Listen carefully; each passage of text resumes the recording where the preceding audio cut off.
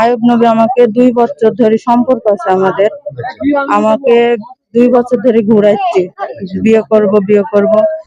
তারপরে কেন ও ঈদের হচ্ছে 2 দিন আগেও আমার বাসায় গেছিল। বাসায় যেয়ে গেছিল তো মানুষজন একটু সন্দেহ করেছিল, সন্দেহ করে মানুষজন আমাদের ধরে বিয়ে দিয়েছে। 8 তারিখে বিয়ে হয়েছে আমাদের, এই মাসের 8 তারিখে বিয়ে হয়েছে।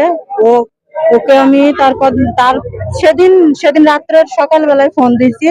ও আমার সাথে আবল তাবল কথা বলছি, ঝামেলা করছি, বলছি তুই ষড়যন্ত্র করি আমাকে ধরে দিলি, এই ব্যাপার, তোকে আমি ডিভোর্স দেবো, আমাকে এই কথা বলছি যে তোকে আমি মোটরসাইকেল বেশি ডিভোর্স দিব, আমাকে এই কথা বলছি।